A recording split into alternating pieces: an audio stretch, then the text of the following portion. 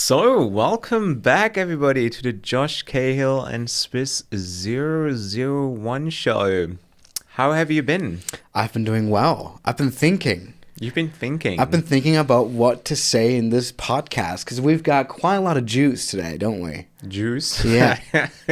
How do you spell that? Okay. You want to spill the juice? That's fine. I was going to ask you how have you been, but it's actually just been 24 hours since we recorded the last. Yeah, you still wear the episode. same. You wear the same hoodie. I just wanted to put that out there that we said, we're gonna meet this weekend and we're gonna record 2 episodes. So there was no trip in between. Yeah. Though I'm going on a trip on Wednesday. Do you want to ask me where I'm going? Are you interested? Where are you going? I'm going to the Ivory Coast. Ivory Coast. That's very nice. Well, what are you doing there? Do you know where that's located? It's in West Africa.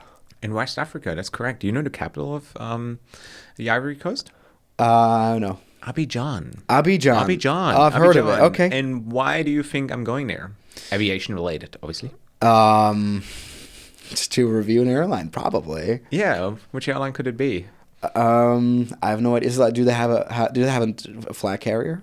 They do have a flag carrier, and they recently received a new Airbus A330-900neo. Oh wow, that's nice. It's kind of like Condor. What Condor's been doing. Absolutely, the greatest livery on earth. We I have know, to make right? a shout out to Condor. Shout out to Condor. I love Condor. I love Condor because you know what I love about Condor? Huh? That they're trying so hard not to be German. I know, right? They're trying to be human. Yeah, they try to be like really cool. Yeah, they try to be cool. They try to break all without trying stereotypes too about hard German. though. They're not like a Ryanair. Have you seen their TikTok posts, Ryanair posts? What they've been posting? I have seen there, but I know a lot of people at Condor. Yeah, a fantastic airline. Yeah, and this great is cruise. Maybe a great segue in what we are going to talk about today. But quickly just saying, I'm going to the Ivory Coast, flying the 330-900 Neo, because they have their first flight, inaugural flight. They just got it delivered. It was all over the news, and I love African carriers coming back. Sure. You know, I was on a delivery flight for Uganda Airlines during COVID and such. I travel a lot in Africa. It's really great to see that they are having a massive renaissance of their flag carriers.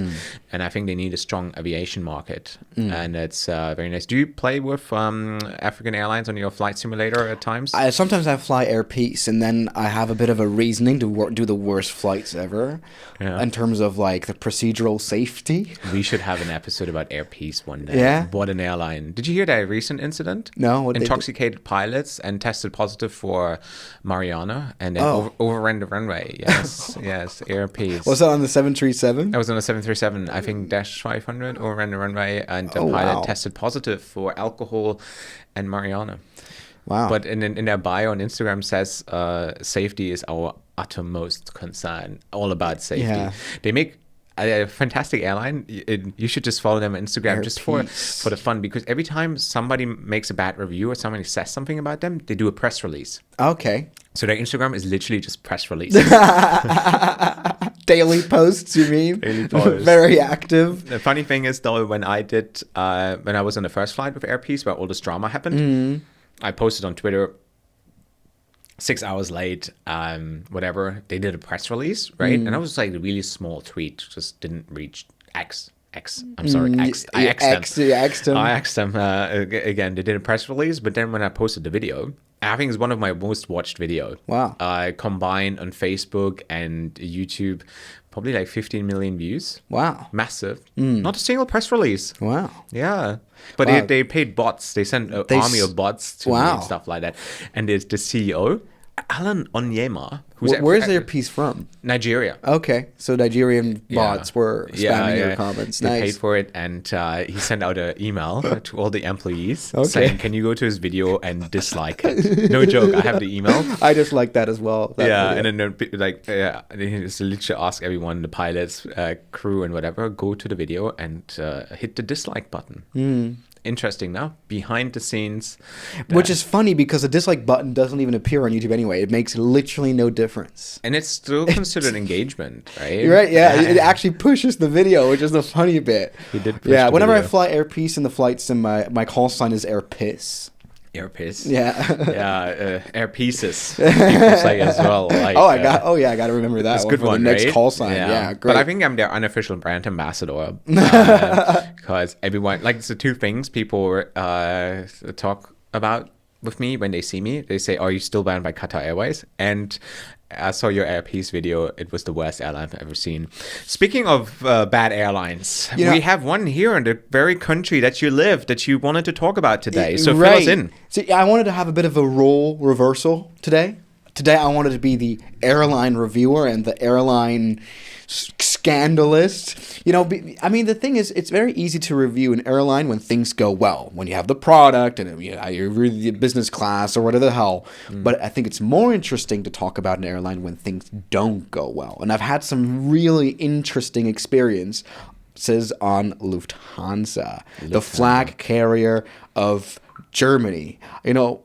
I gotta actually mute my phone for that one. What do you think of Lufthansa? What is your first words that come to mind when you hear Lufthansa? The first thing I think of when I hear Lufthansa is I think of the 747s. Yeah.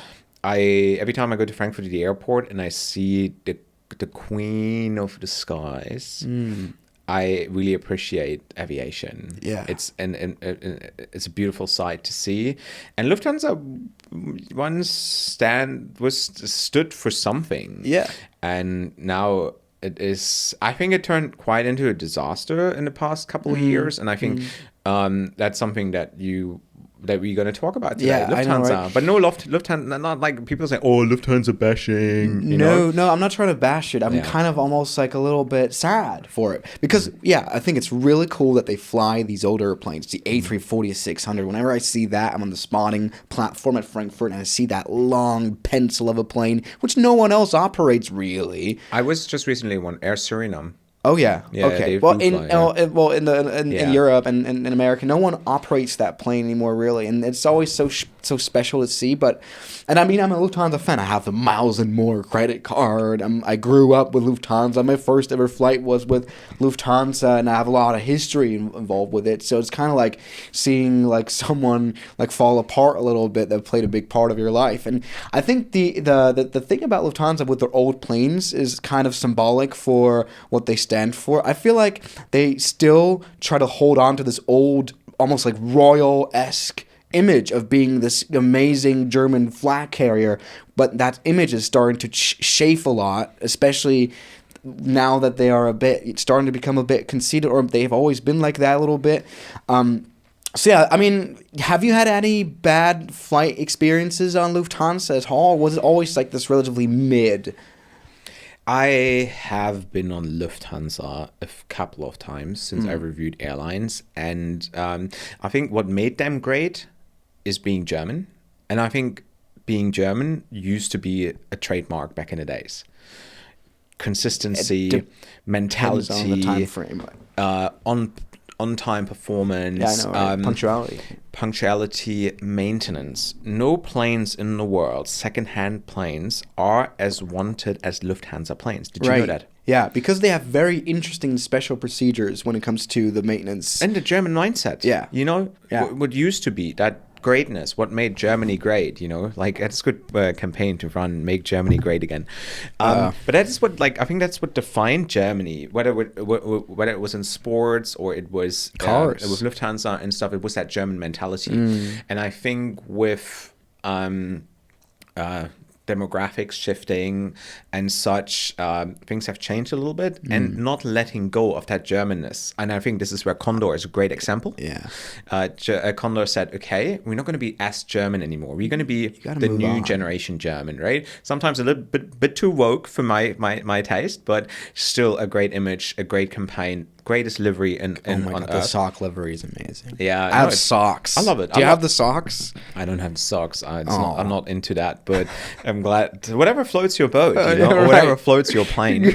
But I have been on Lufthansa, and the last time, I mean, we all know this Skytrax scandal. Have you heard of it? They lost a star, right? That went really unnoticed that they lost that star, but they gained one. I think that is what. Remember? They gained one back, or what? No. Do you remember that? I have no idea about this industry. So there you go. Welcome to aviation. Well, Skytrax? They do airline ratings. They're kind of like you. No, not like me, because they are, or we can do also a whole episode on Skytrax and their fake ratings and how they operate and such. But I think it was 2017 when, Lufthansa introduced Allegris. Oh, yeah. As a on the computer. We're going to talk about that later. As an animation. Yeah. And that was 2016, I think, was 17. The new business class business class Allegris. Yeah. Because they still have this awful, outdated 222 configuration on most of their planes. Yeah.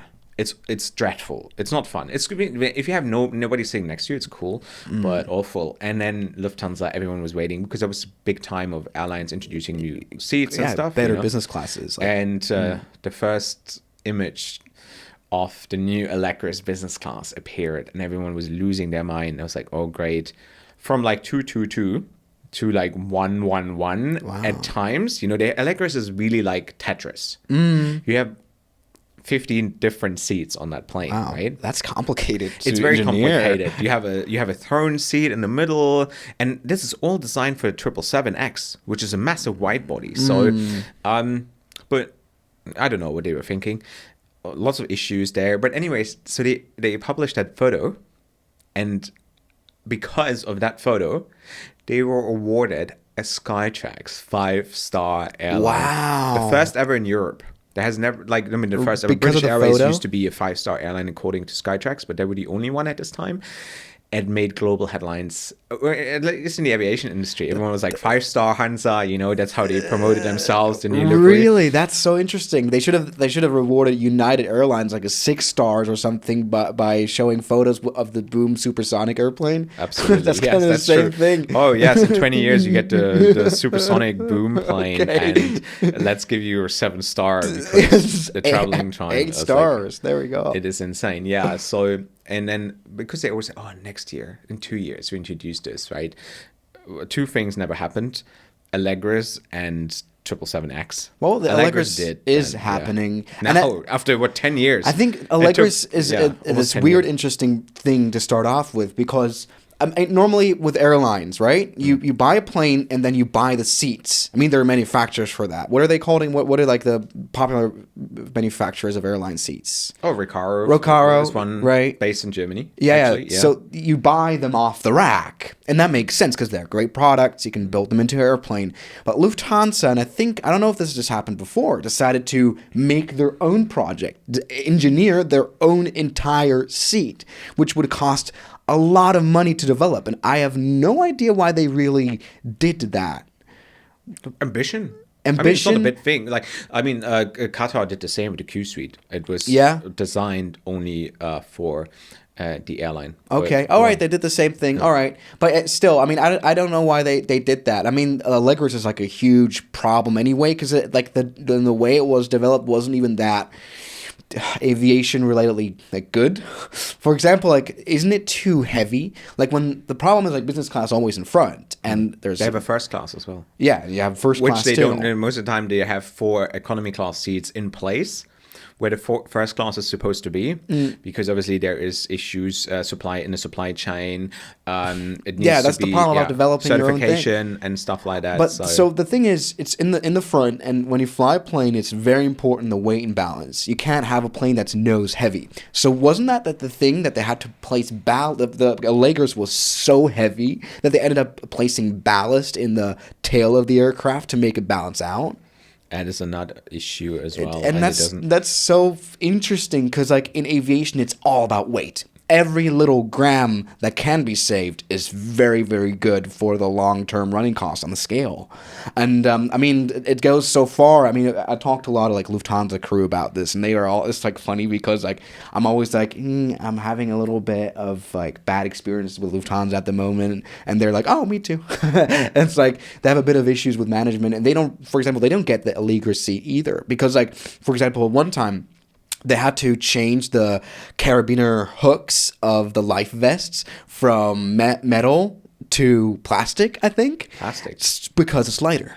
It's all about weight. It's all about the few grams that really make a big difference There's overall. the story of, I think, the Delta CEO who decided to remove one olive. Right. That's another thing. Right. Yeah. Have you heard of that story? Yeah. And they saved like millions of dollars or something. Apparently, yeah. They did, and removing in-flight magazines and stuff. It's so scaled up, like these big airlines. Yeah. And so when you have this one on the one hand and then the Allegris, I felt like they were like, we really messed up, but we kind of can't change this. It's kind of after the fact. And that's what happened then. Now it became a 5-star airline, etc. And people were making fun of it all the time. Yeah. And it turned into like a running joke in the industry. Like when they said, we are a 5-star airline, but nobody knows why.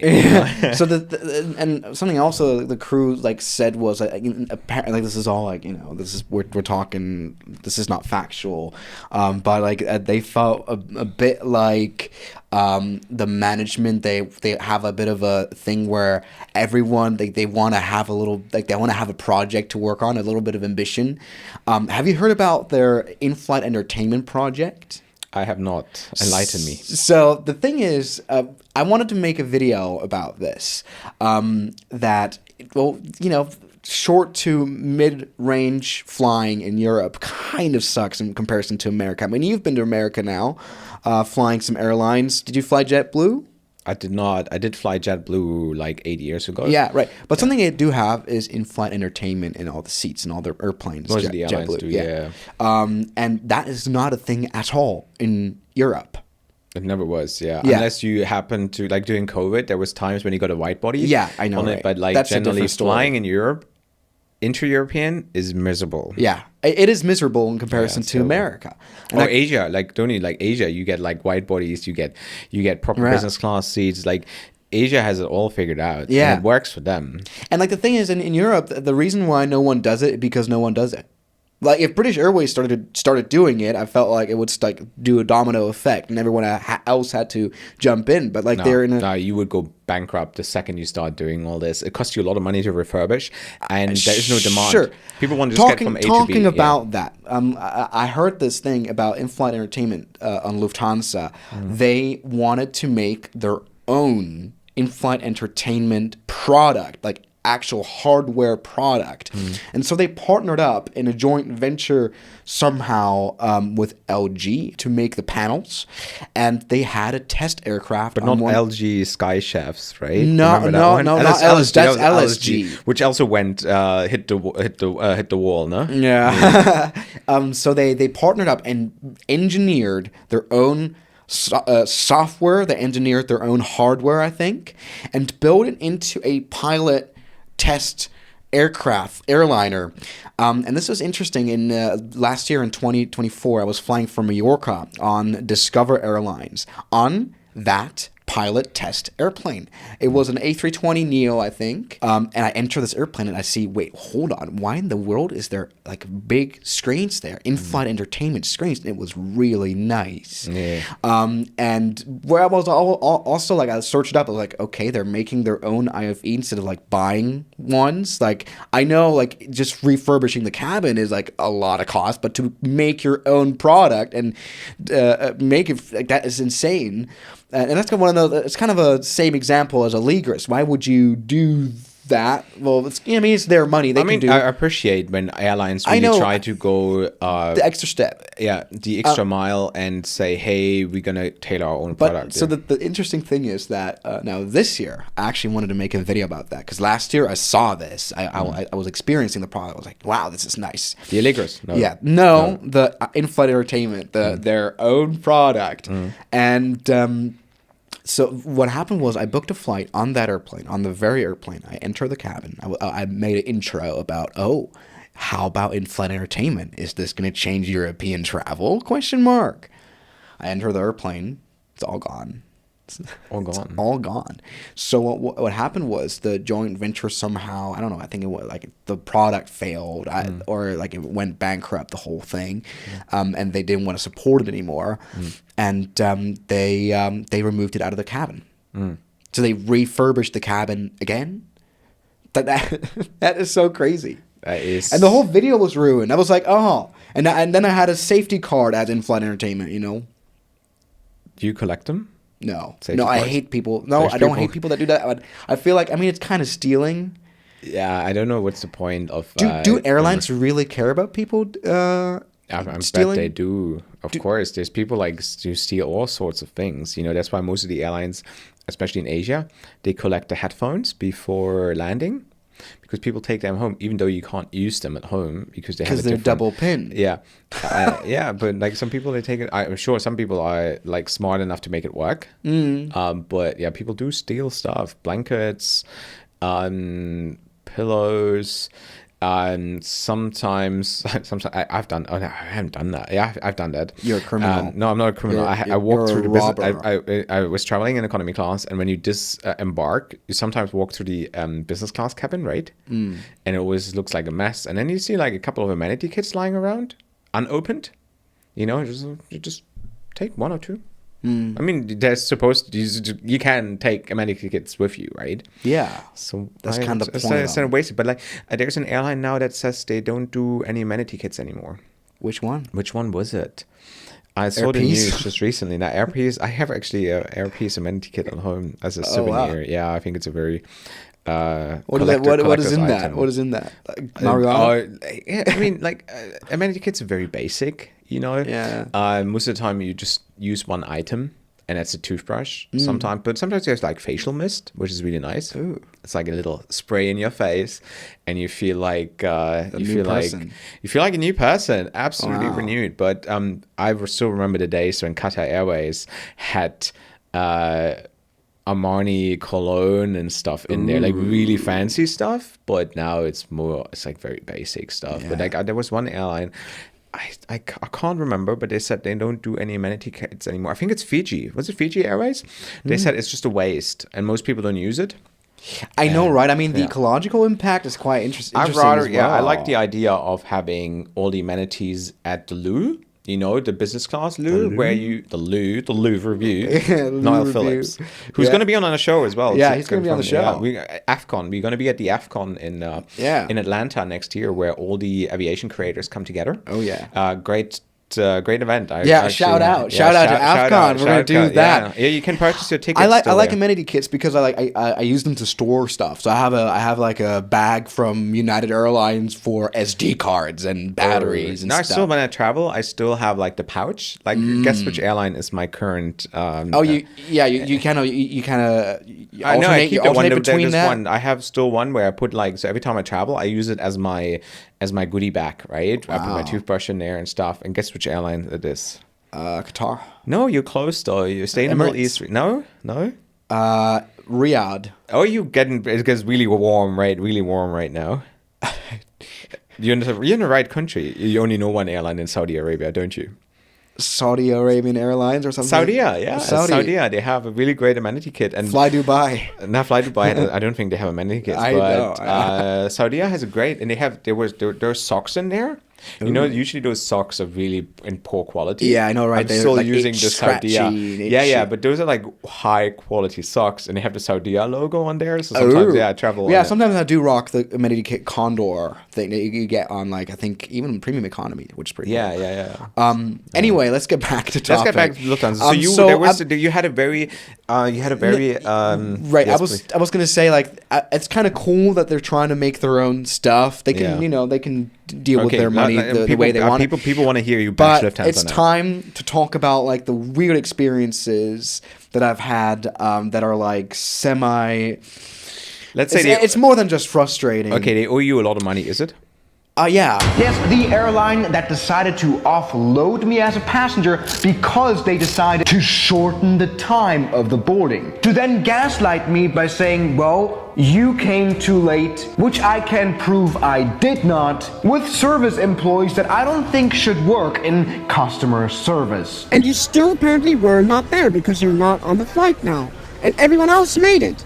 I'm sorry, no, but that is a lie. I don't think we can come to a solution now. Yeah. So you want to tell us about this, and according to which law and why it happens, and what the situation is? Sure. I'm sure people would love to hear that. Right. So first of all, in Europe, in the EU, the passenger has quite a lot of, like, a catalog of rights. 261. Especially when it comes to compensation. For example, when a flight is delayed, when a flight is, I think, diverted as well, when a flight doesn't happen, so denied boarding, that kind of stuff. Passengers have a lot of rights, and that's really cool. And if you ever travel to the EU and you're not from around here, you should know them. It even applies to non-EU citizens as well. Right. Yes. So let me. That's like kind of the EU 261 is. That's like the premise now. Yeah. So I've been victim of that as well. Like, when the cool thing is, as soon as the flight get cancelled, they provide accommodation. Yeah, and that was EasyJet. because they do have to do that. They put me in the Hilton. They gave me food vouchers and stuff. It kind of works. And once I had a flight cancelled with Eurowings. They can't. But that was like 15 years ago. They can't ignore those laws. Of course, laws are laws. But sometimes they do that, and that's what we're going to talk about today. Tell me. So, like, my whole Lufthansa problem started happening like last year. I did a flight where I was denied boarding, and the customer service was quite a mess and very frustrating. I made a video about that. That was like my most serious video I ever did. So you messaged me beforehand, Josh, how do I bash an airline? How do I bash an airline without being like sued? Because like, I don't know, I'm like right next to their headquarters, really. Anyway, so the thing was, I did a domestic flight from Frankfurt to Nuremberg, which is one of the shortest flights here in Germany. It's like, 30 minutes or so? Basically, I had a bit of a project in mind. I wanted to have like a race, because I love like races. I'm almost a racist, you might call me. You're racist. No. So we did like, I love these we should do one as well. For example, we did one from flying from Vermont. In terms of race, you just have to clarify. No, I'm not. That was a joke. In terms of race, getting from A to B faster than the other. Racing, right? Not the color of your skin. Right. So we did a race from. I'm funny sometimes, no? Yeah, I know. Yeah, with the guys who did the X-Plane flight sim, we, for example, did a race from Vermont to New York with 3 methods of transportation. One was flying a private jet, a Cirrus jet. One was flying on a propeller turboprop private on their own airplane. That was Austin Meyer, who did X-Plane flight sim, amazing guy. And one was flying airlines. You have a lot of rich friends. Well, you're the richest one. I wish. And we did that comparison. That was a very funny one. And I wanted to do that again by doing one of those flights. The video was going to be called the most useless flight in the world, ? Because once again, a 20-minute flight on an A319, how does that make sense when you can drive that? Or take a train. Yeah, you can drive the distance within 2 hours. Basically, I wanted to do a race again and compare these 3 methods of transportation. Train, railway, road, and air. And really talk about, like, okay, how does this work? So I did a race with myself, because I don't have any friends to, like, film videos with, to do, like, a race like this. And basically, I was going to, like, the end result of the video was going to be, okay, the flight makes sense because it brings people that, like, want to fly to New York from Nuremberg to the airport directly. So, it's one of those connection... Feeder flights. Yeah. Feeder flights, you call them. Talking of feeder flights, there's another legal battle. Condor and Lufthansa are involved as well. But keep on going. You can talk about that later. But anyway, I start off at day 1, airplane day. And I start off at Frankfurt City. I go take an Uber with my big camera, big smile on my face. And I was telling the Uber driver about my cool project that I'm doing. This is going to be so fun. I had a business class ticket. I enter the airport at 11:50. And timing now really is important here with this one. I get into the business lounge. The departure of the flight was going to be 12:50 or so. And I go into the lounge, eat one of those mediocre inter-European... No, good, it was German sausage. You like German sausage? Nah, it was during Christmas time, so it was some good wiener. You like a good wiener? You do. Yeah, I don't. No. So anyway, I go into the business lounge and eat some mediocre breakfast, and I drink a mediocre coffee, and that's okay. And then the boarding starts, and I walk to the gate. It was a bit of a longer walk than I expected. I was a little bit late, and I see that. I mean, when do you show up at the gate? I'm the first. You're the first, yeah, right? because I want to be the first. I'm the annoying guy that stands there already because I need to get on the flight before everybody else, so I can get a good shot of the cabin. But when you're flying without doing a video. like once that habit is in you, I'm Yeah. like my dad. My dad would show up at the airport 2 days before the flight actually. Because, and that's kind of commendable, especially like we're talking about a really short flight now, and you like 5 minute delay is like a 5% increase of the flight time. I know things never work out in aviation, and it stresses me. And God knows what's going to happen. Yeah, you know, so I've seen it all. I look. So this is like good advice. Show up while the boarding starts. Yeah. I walked to the gate on my phone, Lufthansa on the e-ticket. They give you a boarding closing time. The boarding was supposed to start at 12:20 and end at 12:35. That's where the gate closes. That's what they say. It says gate closes at 12. Gate closes 12:35. 12:35. Yes. That's what it says. Okay. I walk to the gate and I'm getting a little late. You know, it's like 12:28, 29. But hey, I've got 5 minutes to go. Right? Yeah.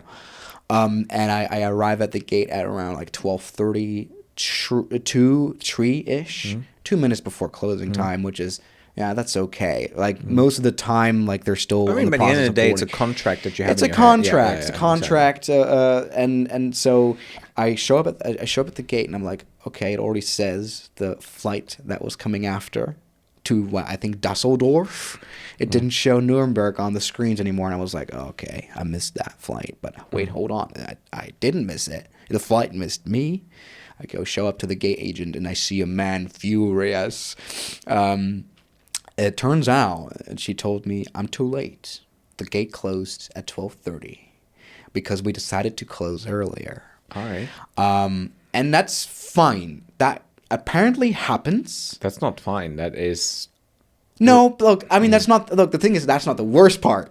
Okay. Right, that's what I'm trying to say. Like, the thing is, we were on apron position gate. So you have to take the ground bus first to go to the Airbus. Bus gates, I hate bus gates. Yeah, well, you can have a little bit of an airport trip and see airplanes. That's kind of a cool thing. But yeah, you sit in the bus and everyone hates the state of what they're in. Anyway, so the gate was closed earlier, maybe because the captain decided to close it earlier to maybe get a slot, you know, and that happened. That's like not very. Yeah, but why do we have timings then? I know, right? Why would you write it on the? But that was okay. Like that is like always. I'm always very calm, and I'm like, okay, to be honest. So what happened then? You should show up sooner. And I was like, okay, so what are we gonna do now? Yeah. What is this? And she said, go to the customer service desk from Lufthansa at the Frankfurt airport. So there was no chance that they're going to let you on a bus or pick you up? No. And what was their argument saying, oh, here, did you show showed her the boarding pass? I showed them. Hello, good day. So here's the gate, and I was here before 12:35, but the gate agent told me that they had to close at 12:30. You were the only passenger that was not on board. Everyone else made it. And you did not. But that's not true. No. But there was a second person who also didn't make it onto the flight because he showed at the same time as I did. No. But yes. No. Look, we had 99 passengers. Everyone made it. And, you can't expect them to wait for you. But look, it really says 35 here. Look, in your Article 6.2 of your conditions of carriage, it says that you have to adhere to the time that it says on your ticket. Their argument was you should, and that is like the thing. They told me in our contract it says you have to be at the gate when the boarding starts. No, it says in our conditions of carriage that you have to show up at the gate when boarding begins, and if you don't show up on time, your seat will be eliminated. But please have a look at Article 6.2. It says that I have to just adhere to the time it says on the ticket. And I showed up on time. So why is it then that we have everyone else on board except of you? Tell me, please. I can promise you there was another person who also missed the flight. In the contract of transportation, it says something along the lines of you have to show up at the gate by the latest given time given from us, which is sort of arbitrary. Like that's a little bit vague, but it refers to the 12:35. I've had that confirmed by some legal people. Like this is the same thing with Euro business class, you know, because I had a case with Cyprus Airways where they advertised their dedicated business class seats, but they had the Euro business class, which has a blocked middle seat, and so in the terms of conditions or like generally law, it says a front seat.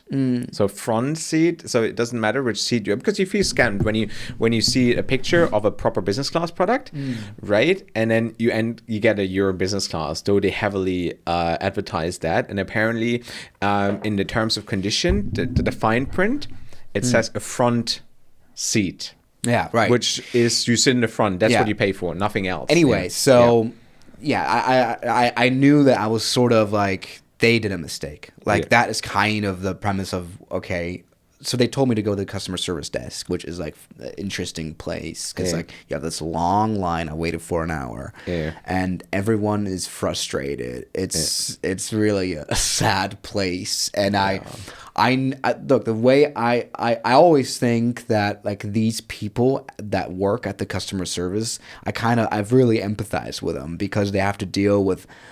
Especially after COVID, I feel like people have started becoming a bit more crazy and a little bit more. But then at the same time, I can say that airlines got a lot worse. Okay, well, COVID, sort of reciprocated downfall of etiquette. So I'm super nice and respectful. Oh, that's what I was going to say. Like, always be kind. I always be kind because don't be I know. A dickhead. And like I know as well. This time I knew I was in the right because I read the contracts and I was like, okay, it said 12:35 and they close at 12:30. That's on them. Yeah. And so I'm always super respectful because I know people come there all the time to the customer service desk. Like, out of the 10 people that think they're in the right, maybe 2 are in the right. You know what I mean?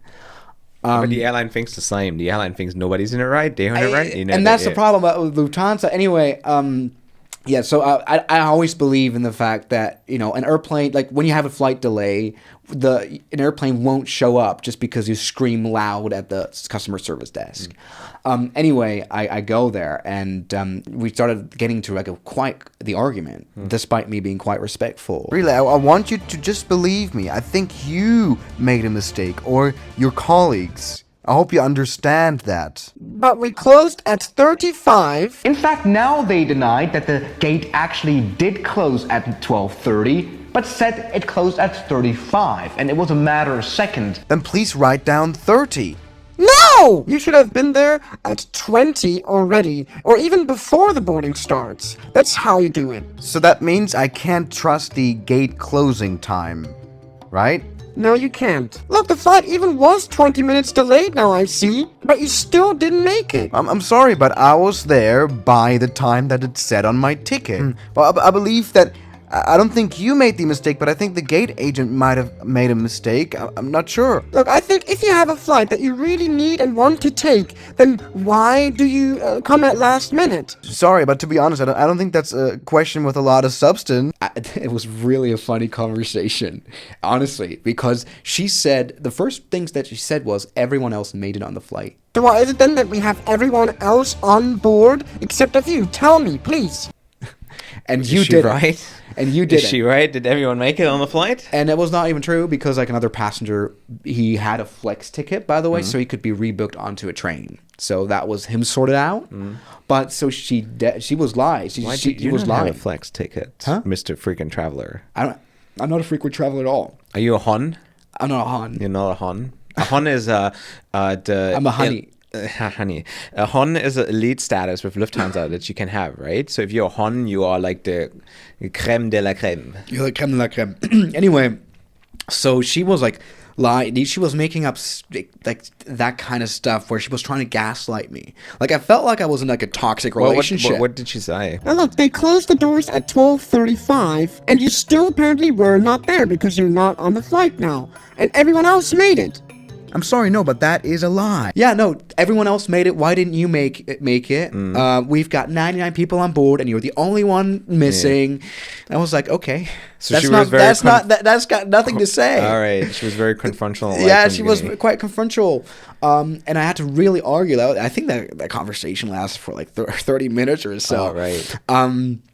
So yeah, and basically she didn't know about the contracts that Lufthansa has with their customers. I was like, hey, no, so here, on the contract, it basically says 12:35, and like I've spoken now to a lawyer and I've spoken to gate agents, and they agree with me. They agree with the fact that the gate agents made a mistake by denying boarding because they closed early. So does that mean you were due for compensation? Yeah.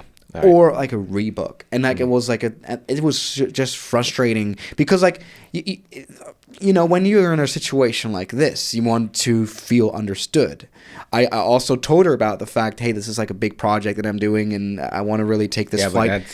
Is it in any way possible we could rebook this? Yeah. And she said no, partly because of the fact that there was no other flight leaving today to Nuremberg. She ended up offering me a train ticket for 75 euros off, which and that was the problem. Like that's kind of like that makes the situation a bit better. But she said we're being kind today.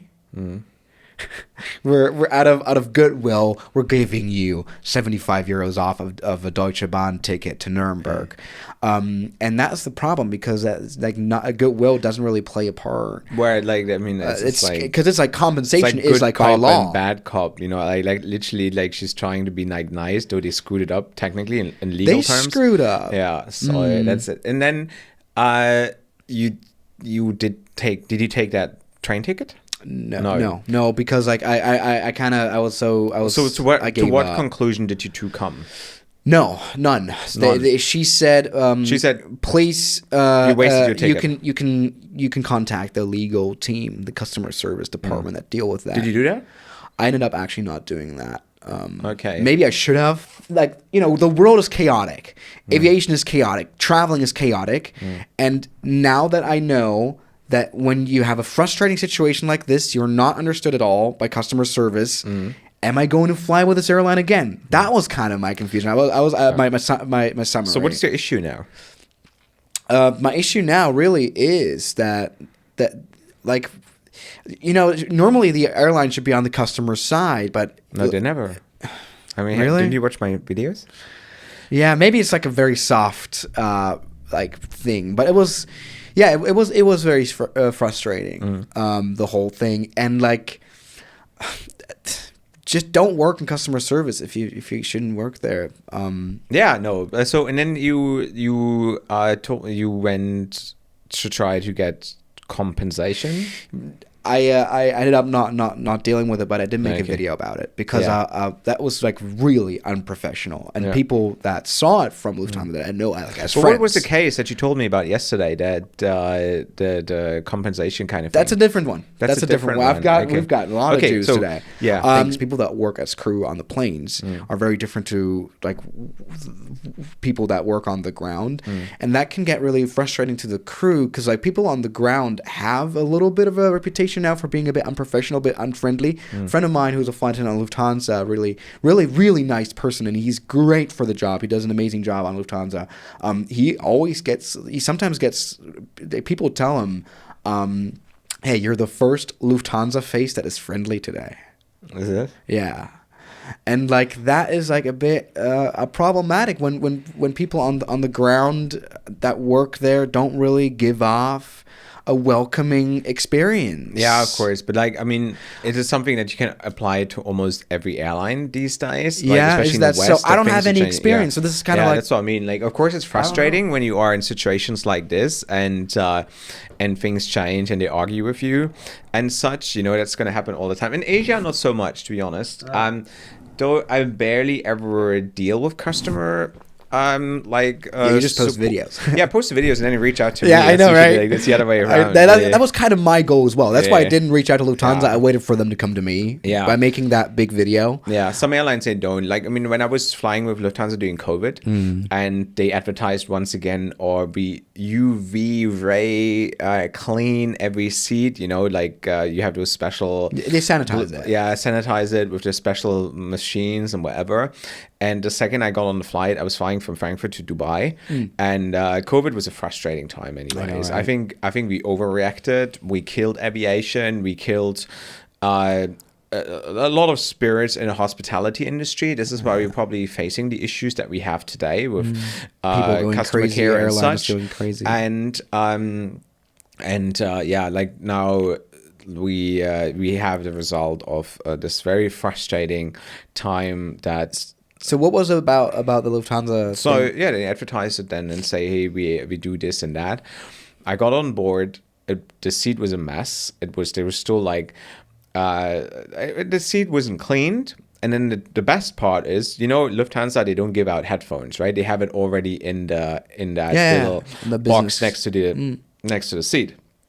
And then, it's COVID, we disinfect everything 50 times, you won't find a single germ. So I got those headphones out and there were flakes, dandruff from like the hair and stuff. So whoever was wearing it before, there was Crunchy. dead skin on there. And I was like, this is Nice. gross. And this No, is once again, that was the appetizer. this is once again, European consumer law says once again, you cannot lie. Love it. In life, you should not lie. Yeah. If I tell you that I'm the greatest shot and I do the best videos on earth, and then you watch my videos and you bore through death, I make a lie. If you make misleading statements as a big company as that, it was all just PR. It was all nonsense.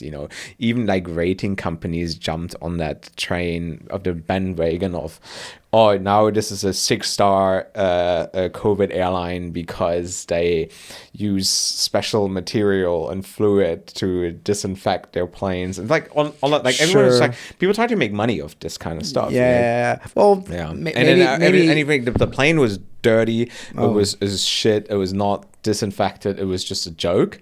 And I talked about this in my video. But they were so concerned about like wearing 2 masks and you have to have a special mask, a German certified mask. Yeah, the FFP2. All this nonsense, where I think like, oh my God, why are you so concerned? But then you make this big PR marketing campaign where you say our planes are so clean you can eat from the floor. And it's not, and then the cabin crew comes to you really aggressively if you demask just to eat or whatever, and I should have done this as well. Why is my seat so dirty?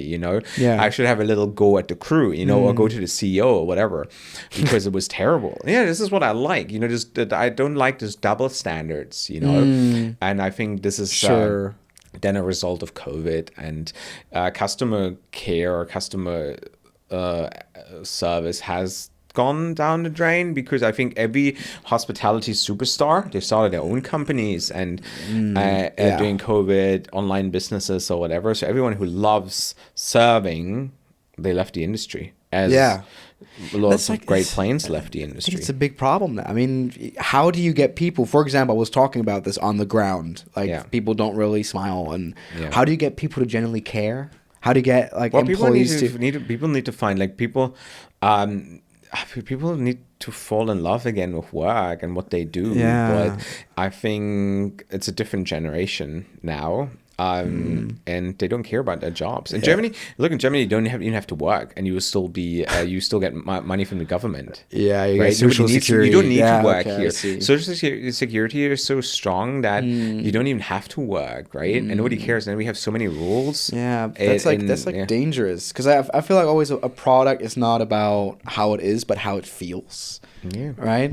People remember things by the way they felt about while having that experience, and nothing is more changing of feelings than human interaction. The human touch is super important, and that is really problematic now when people stop. And that's caring. why I'm so happy that a lot of airlines use my videos for training purposes. Good. Yeah, which I'm very something I'm proud of. But a smile is the easiest way to reach a customer's heart, and everything starts the second you walk in that plane, or the way when you check in. And you check in when you step into the airport. And I'm so much more forgiving if I have kind crew, you know.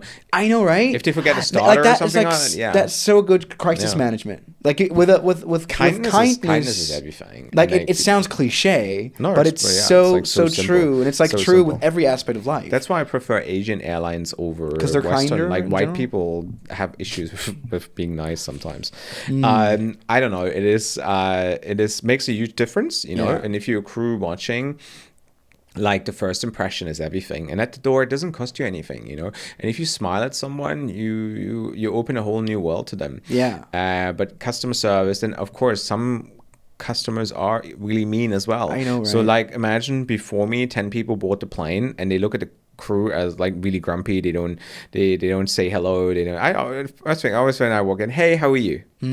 Especially business. Hey, how are you? How's your day going? Yeah. And stuff like that. That little small talk, you know, that can make a world of a difference. Yeah. Compliment their uniforms or something like that. You know, be nice. Like find something. Just positive, generally nice. Yeah. And then it goes. But then some airlines even if you just kind of mirror the person, like, you know, if someone is very rude, and then you can be like, oh, okay. Yeah, fuck off, you know. But so, for example, this one good friend of Lufthansa, he told me, and he's like really fit for the job because his thing, like his work ethic is when he's in business class and he has like a Han Circle member, as it said, which had like a bad experience, maybe the flight is delayed and the Han Circle member is mad, he'll be like, I'm going to take this as a challenge to make him happy and leave the flight with a smile on his face.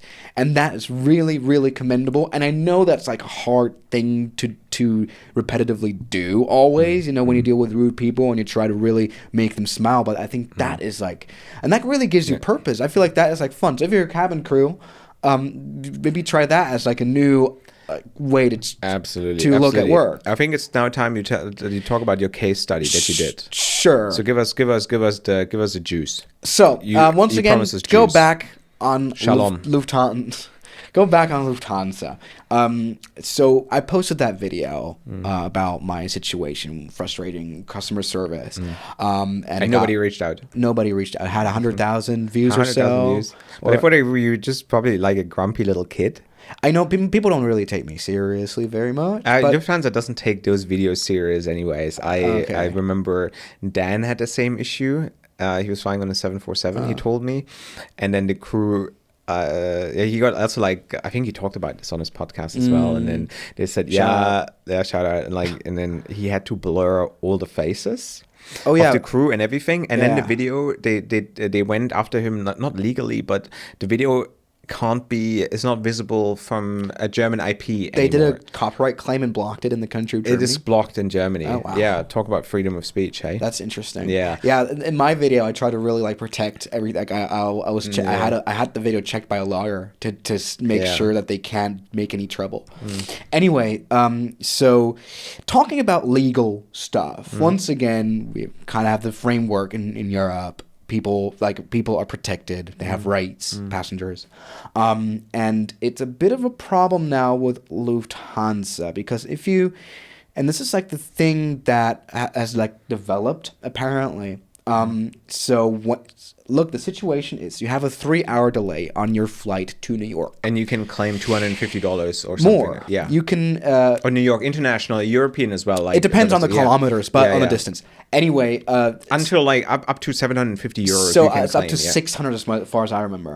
Basically, it works like this. You have a delay and you send an email to the customer service with your bank details about your flight ticket, and then they give it to you. Or you can send a letter. For example, illegal. That's what they have to do by law. That's what they have to do by law. Exactly. For example, happened to me on Condor. I reached out, wrote a thing, said, okay, shipped it out, and a week later they said, hey, your money is coming tomorrow. Perfect. Okay, cool. Shout out to Condor. Shout out to Condor. Shout out. The best livery in the world. Yeah. And Lufthansa, apparently, what they're doing now... Is that the Jews now? Is that they appeal and that they say no. Even if they're in the wrong, they know Even if they're in the wrong, they say no. Because then you have to take it to court. Yeah. And then you have to sue them. And that will cost you a lot of money and time. That will cost you a lot of money, especially if you don't have insurance. Where half of the people say, okay, beep, this, okay, yeah, fuck this, and why do you beat yourself? We can swear. Anyway, but they say the most of the people like, that's a good strategy. So, and that is there. I feel like I have a bit of a statistic on this as well, but we'll get to that later. So tell us the numbers. In June, okay, I did a flight from Munich to Boston. Bit of a long haul on the A380. I go into the airplane. We board. The plane was very empty. Only like a few, like 90 people. Well, it was kind of like Global Airlines. Oh, that's really, yeah. 380. And I had like 2 rows all the way in the back to myself. In economy class? Yeah, so 20 seats to myself. 20 seats to yourself. Fantastic, I chat with the flight attendants. Nice day, and we're gonna get a phone number? Boston, blah blah blah. And did you get a phone number? No. Okay. Yeah. And anyway, you do that. You naughty one. Anyway, anyway, so we end up sitting there for 45 minutes, and then the captain does a PA, and he says, "Oh, we have a bit of a problem here. There's documents missing." Did you say, Frankfurt, we have a problem? No, Munich. Munich, we have a problem. Munich, we have a problem. We have a bit of a problem, guys. So they just, I think, did a check on the airplane or something like that, and there was documents from the maintenance missing. And he did the good thing, and that was, hey, I'm not going to fly with that. It's probably you were airborne already. No. We're at the gate. We're standing around. Yeah. It's probably like on the MEL, or maybe he decided to say, okay, no, we're not gonna fly with this airplane because there's documents missing and we can't find them, and like we have a bit of a risk of we get there to the USA and then we can't fly from there and our airplane's stuck there in Boston. Okay. Yeah. I was like, oh no, I know. Everyone disembarked. I know what this is gonna lead to. Where we were disembarked and to like. They just to have like an A3. They have A380 on standby. That's okay, but to get that all fueled up, catered up, everything takes a while, and it did. We ended up being like in this international non-Schengen terminal. We were like the last flight to go out by schedule by the afternoon, I think. So the shop was closing down, and we weren't allowed to go out of the non-Schengen because of passport regulations and stuff. Did they give you vouchers for food and stuff? So now this will be interesting. Yeah. So basically, they knew right there that the flight was going to be delayed by more than 2 hours, and that's like a special mark. Like there are benchmarks within flight delays. The first one is 2 hours, I think, and that's what you have to give out food vouchers to spend at the airport or snacks and drinks, and that's what they did. They brought out like little pretzels and crisps. And like water, all the stuff from the breakfast, from the lounge, right? From the lounge that was left over, which we were supposed to throw away anyway. Yeah, right? and that was okay. Speak of sustainability goals, right? No, that was okay. We were giving out snacks, so they were already like, okay, yeah, this is gonna be taking a bit longer. No wieners. Yeah, I was out of weed. They were out of wieners. Weisswurst. I don't know. We were kind of locked in there. I think at some point we were allowed to leave it. Anyway, after a few hours, which is 4 hours, or like you 3.5 at least. You had €600 compensation. So 3 hours it was definitely at least 3 hours. And that's. I was like, yay, because the flight was only €450, by the way, for the round trip, which is crazy. So you earned money. I was like, yes, I made money by flying to Boston, which is very funny. And yeah, we ended up boarding the flight. And this is where it gets interesting, because by law, and you have to consider the airplane was just full of Americans. There were 10 German people, and they don't know about their rights. By law, you have to... They don't know about their rights. No, about the European rights. Yeah. How they know? I know what you mean. I know what you mean. Yeah. And this is where it gets interesting, because by law, the airline has to hand out a leaflet or make a PA announcement on their rights. How to claim the compensation. They have to teach the passengers, hey, this is how it works. Yeah. I did not see that at all done. Are you saying that they deliberately break the law, Lufthansa? Yeah. I think genuinely that according to what I saw happen. Once again, I weren't given a leaflet. None of the other passengers were, and it wasn't announced on the PA. We ended up landing in Boston with like a 4-hour delay, which is really annoying because, I was taking a train and that was gone and no trains were active. I had to rent a car. Very annoying situation. You took off how many hours late? 3.5, and I landed with like 3.5. So it was kind of like equal. It depends what time you land though in Boston, right? Yeah, so it does. It depends on the arrival time, but it was definitely more than 3 hours. Yeah. Doesn't matter. That was not even part of the question. If that 380 goes supersonic, by any miracle, and lands put an afterburners into that. Yeah, and lands on time, then it's not about departure time, of course not. It's about arrival. The arrival time, just but to say, it was definitely that's like they. I'm just saying because I'm a lawyer. That. It's 3. I wish, but no. And this is where it gets interesting. I was like, okay, there we go. In some of your videos, you change the engines of the plane. Yeah. Could a 380 technically go supersonic, or would it just break apart in the air? No, it wouldn't really break apart. It just wouldn't happen because the wings are shaped in a way that because when you need delta wings. You need some sort of delta wings or whatever the wings of the Concorde has. It's not delta quite exactly, but like you need a plane that's very sharp that really cuts through the air to explain it like this. Like a Eurofighter. Because like when you reach like Mach 0.97, which is close to supersonic speed, like aerodynamics really change. But which they do anyways, right? They travel 0.9 Mach. They can maybe some do 0.9, but so because of the way the wing is shaped and the nose is shaped, it just won't do supersonic because it takes a lot better aerodynamics to get through that anyway. Let's say like the 380, you cruise on 40,000 feet and you nosedive full throttle. Would you reach supersonic? Yeah. Really? Yeah, you would. That happened in like crashes before. Like when a plane did nosedives, it's supersonic. It goes supersonic. It breaks the sound barrier. That's good. Like let's try and raise some money. Let's buy a 380 to go supersonic. Yes. I don't think the wings would be liking that. So do you think they clip? Not necessarily, but the problem is you're at like the problem is not going fast and going down, but it's actually pulling up because that's a lot of G forces. All right, and that you would actually like probably bend them and then the brake. Yeah. Okay. Anyway, back to the topic. We ended up arriving 3.5 hours late or something at a different time of day as planned, and that was really annoying. But in Boston.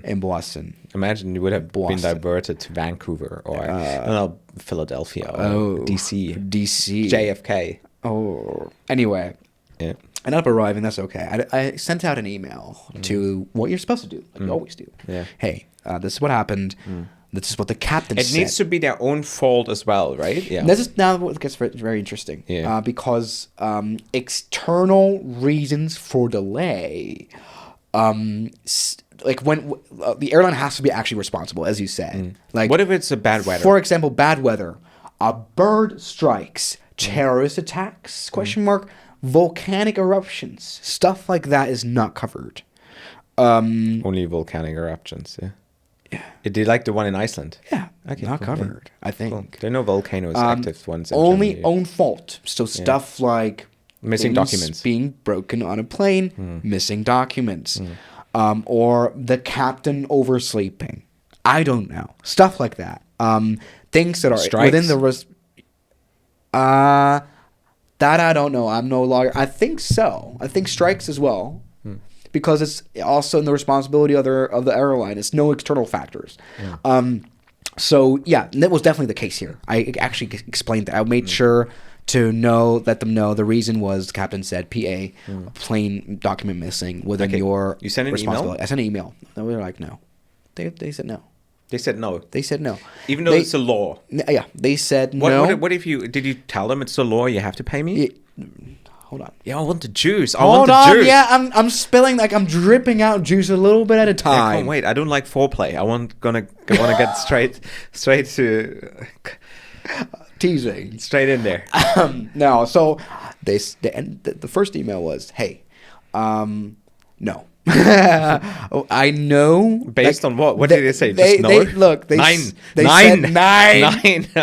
They said nine. Das geht nicht. Nine. Ja, niemals. Und they said something along, I don't even remember quite much. They said, I know your interest in getting compensation, but we have decided that the cause of the we investigated, and the cause of the delay was not within our responsibility. Thank you, bye. And I did. I said, and you said, "Jawohl." I said, "No, I will not obey the German law, the German airline. I will not obey. I will write an email back." And I did a response. I want some money. I talked to my my girlfriend ChatGPT. All right. She's really nice. Have you met her? I was like, girlfriend? I was just kidding. No, I talked to her and I said, "Hey, I need now a little bit of more professionalism. How about you sound a bit like a lawyer?" I said, "Hey, I know that you know that I know that the captain said, hey, missing documents, your thing, your responsibility." And I quote, I cited the laws. Hey, this is the exceptions, volcanic eruptions, external factors. None of those were present. I was too late. Also, passengers were, by the way, not clarified onto their rights. Like I'm making a really crazy claim here on a claim. Like, allegedly, they could tell their pilots, if things like this happen, just state another reason so people can't claim it. Could you imagine that? They brief the pilots and say, hey, when you do a PA... It takes a person like me on that flight to check the weather radar or the volcanic eruption app. Yeah. To say, oh, this is actual. Did you not have that? Yeah. Interesting. You only have Bumble. Actually, that's what airlines could do. They could just brief their pilots and say, yeah, but the problem is that is kind of fraudulent. Of course it is. But what they did was fraudulent anyways by denying you your rights. I know. Anyway, so this is the thing. So now it gets pretty interesting. They end up writing an email back, and I was like, okay. If you want to investigate this further, we have made some further investigations, and we still say no because this is like not our fault. Is this recording? Of course it is recording. Yeah. Is it recording? Of course it is. It is recording. Yeah. And they said you have to reach out to the German Schlichtungsstelle, as it's called, which is, how would you translate it? Is that one word? Ja, because German words Schlichtungsstelle oder irgendwie so ein Scheiß. Yeah. Und then, basically, that one is sort of an appeasement court. Yeah, the appeasement court, but they're like, it's non-profit, kind of where they look at a situation. Basically, they're a judge. You explain the situation, the airline explains the situation, and then they have a neutral. It's a voluntary kind association. Of thing.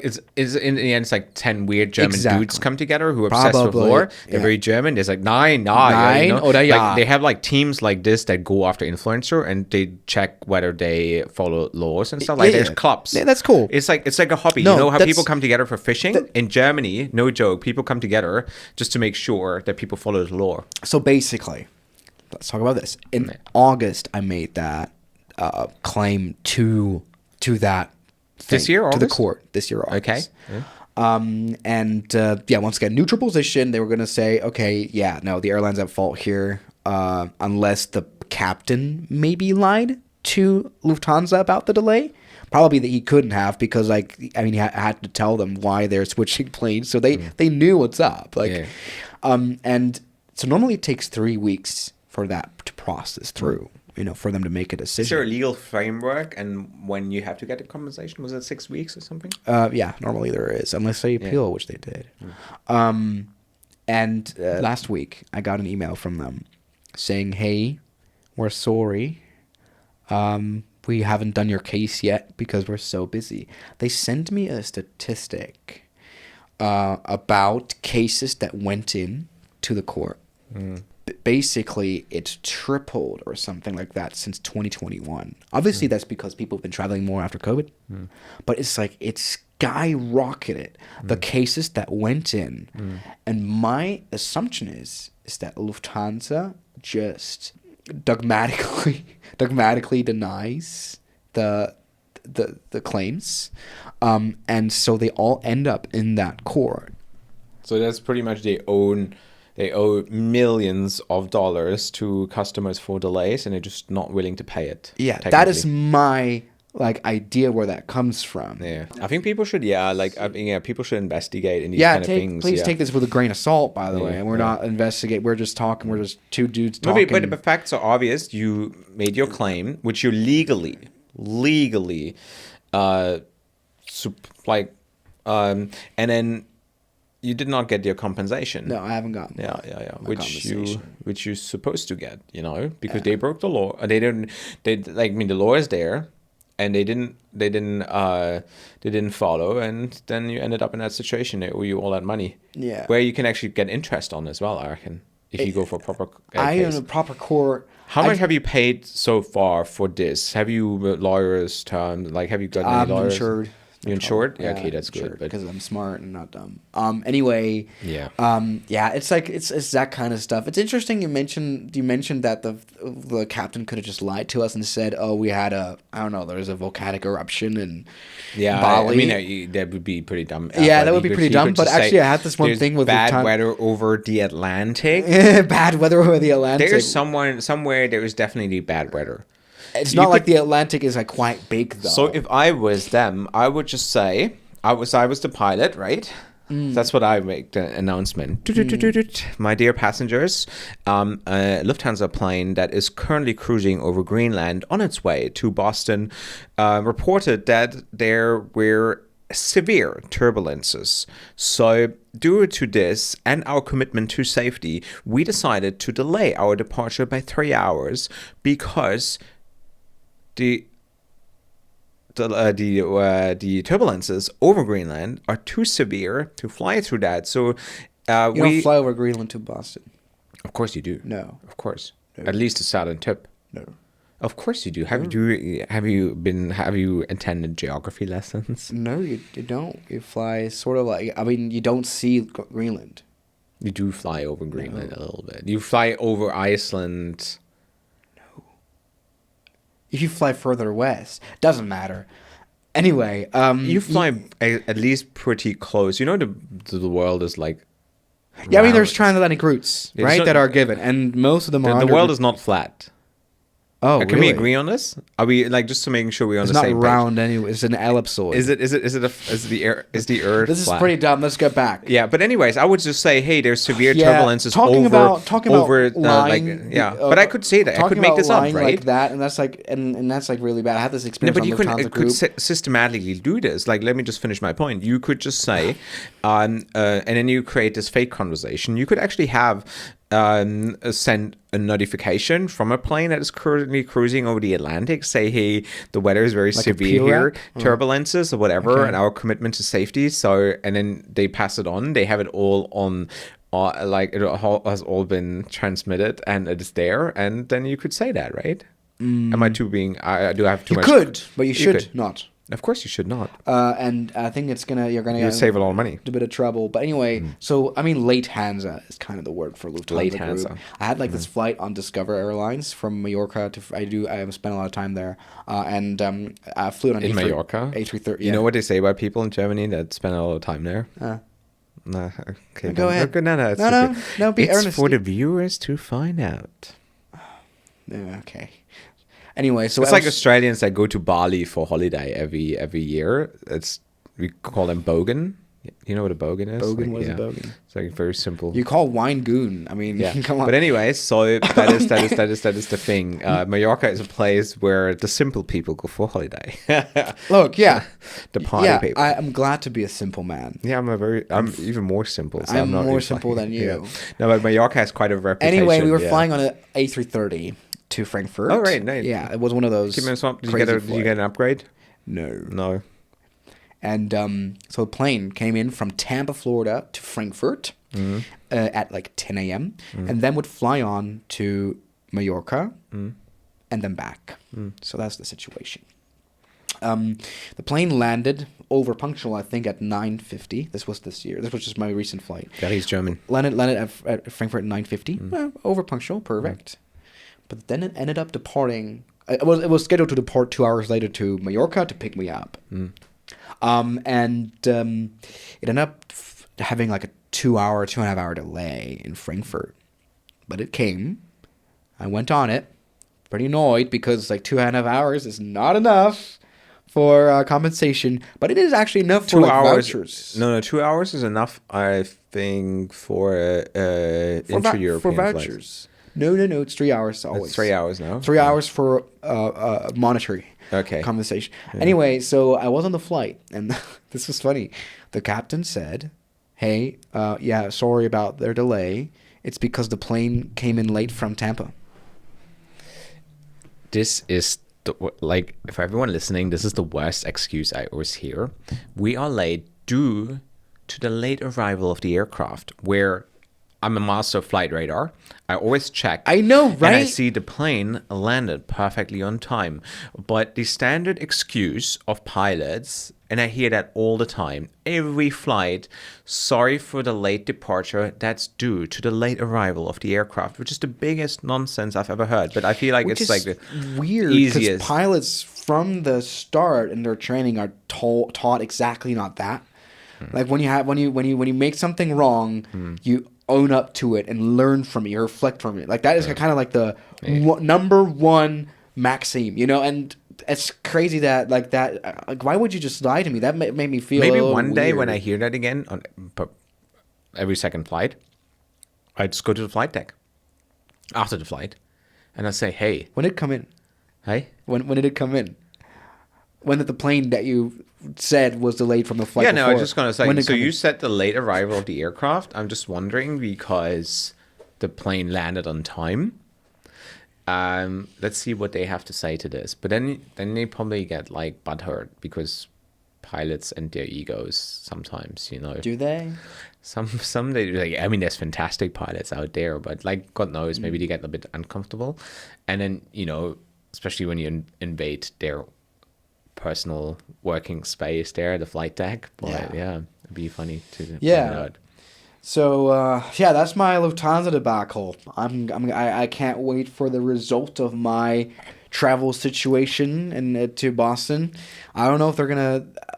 A court will definitely say, "Hey, 100%, this is on them," and that's like the problem. Once again, like this is like. I know that Lufthansa, you don't want to pay money. That's almost understandable, of course. But like when you overload the justice system by everything having to go to court, is that a good thing? Or that it's a neutral German thing, though. It's a German thing. Judge? I'm like, dude, don't do. Just own up to your mistakes and like do like good because. And pay what you're supposed to. Those are laws. That's why laws in place. But like, I mean, you have to see that Lufthansa is a very influential company as well in Germany. Sure. So their lobbying is crazy. Yeah, and they lobbying a lot of politicians and such. And then by the end of the day, they get away with it. They always get away with all that kind of stuff, Lufthansa, and that's just a reality. And of course, it's sad. But this is why these kind of things need to be shared. You got a voice. You have a voice, and you have to make use of it. Stephen Hawking. Yeah. Unlike him, yeah. But a terrible joke. But I don't know why I came up with that. But this is where it's important that people speak out about it. This is the same with my flight reviews, that I use my voice to highlight the shortcomings of airlines.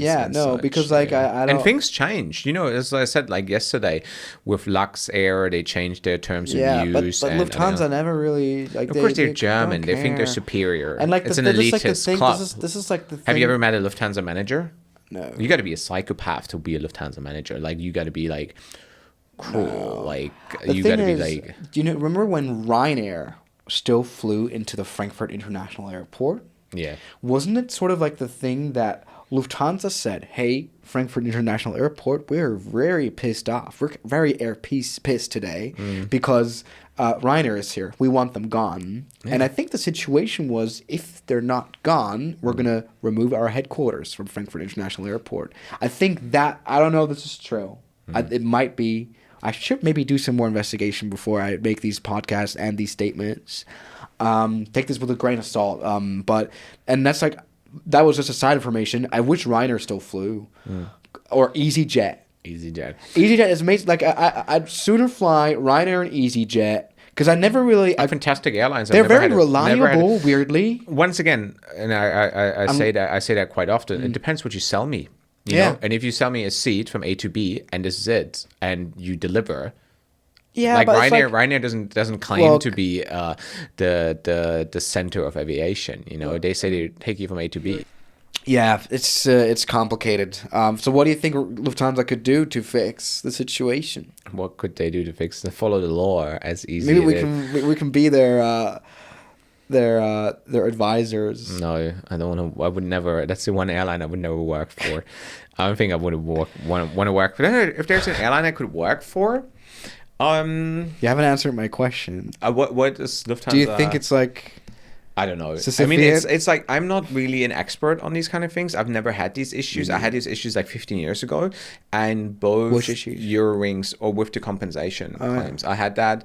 I got the money. And EasyJet, once they provided me with what they have to provide, but if airlines start to slack, then nobody will follow the rules, and it's just what it is. All you can do is you can point it out.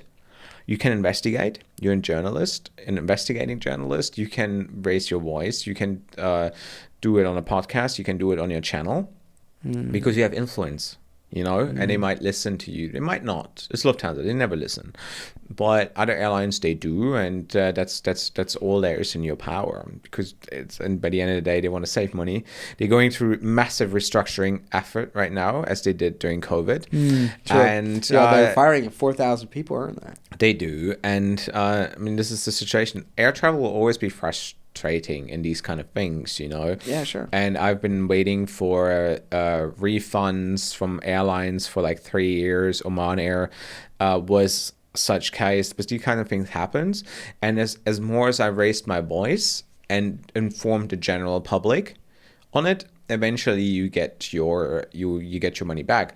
Does the normal everyday person has this voice? Probably not, because they don't have a YouTube channel, they don't have the views, and it's buried usually. It doesn't go as far. Or the knowledge about the rights. Yes, of course. But this is where you can educate yourself on these cases. And I'm sure if somebody knows that your flight is delayed by 3 hours plus because there's a technical issue or whatever, you are eligible for compensation. And as I said, and I think this is a good way to end and say that we are open to questions. You know, we want to have a Q&A session really soon as well.